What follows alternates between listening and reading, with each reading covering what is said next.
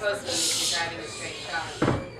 But you sit around and you talk about it, and you talk about things that you're probably not supposed to, and you listen to music and you sing all about the songs that you listened to when you were a kid, and don't go chasing waterfalls and shoot a hoop, and That's you right. can only see the way she looks when she loves you.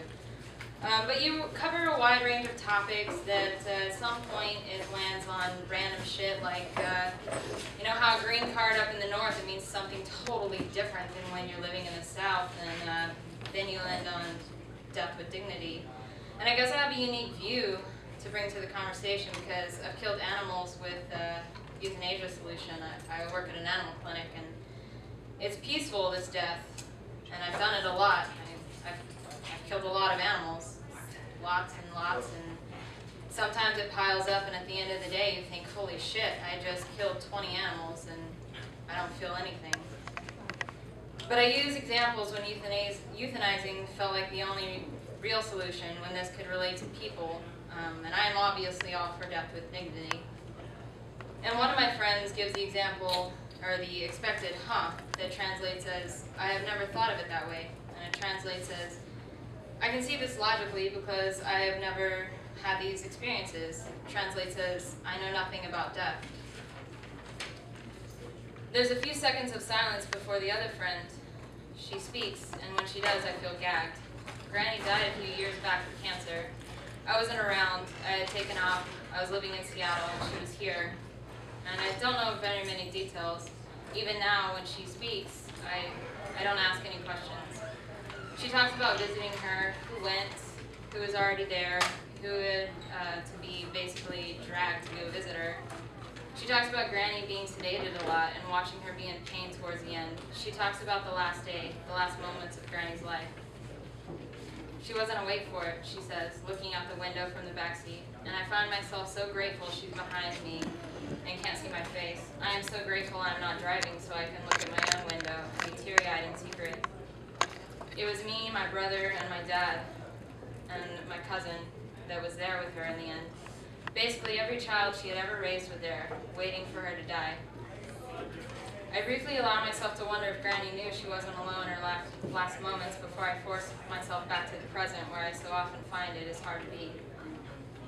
It was so quiet, except all the beeping of her machines, and no one said anything. Then she started breathing really hard and fast, gasping, I guess. She only did it a few times, and then a few really long and deep breaths that sounded horrible. Speaking of quiet, my friend and I in the front seat can't say anything, can hardly breathe ourselves. We don't look at each other, it's just something I can feel.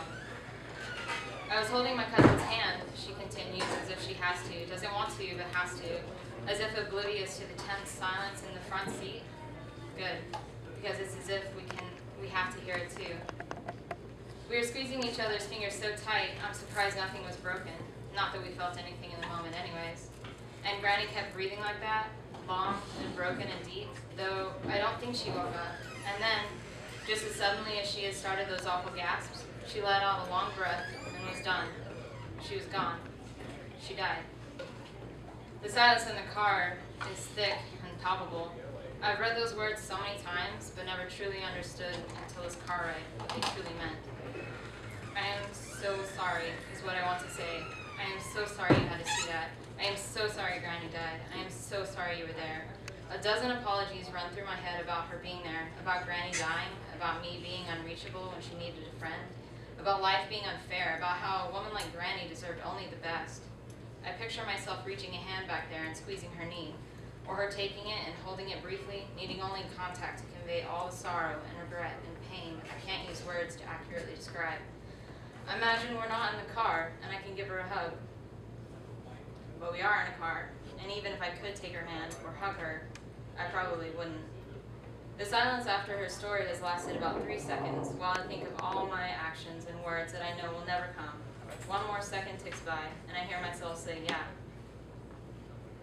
Yeah, my lips form the syllable. Yeah, I say it to my window, but loud enough to break the silence. Yeah. The word echoes over and over in my head very briefly, though I know I've only said it aloud once. That's called agonal breathing, I say, in a dead, detached voice, never taking my eyes off the blank face reflected back to me in the passenger side mirror. symphony of apologies and silent tears well up inside my head for my friend in the back seat. But I keep my face as stone and my mouth silent as I let my hollow words fill the car, never once taking my eyes off my own face, even after the silence has lasted over 10 miles.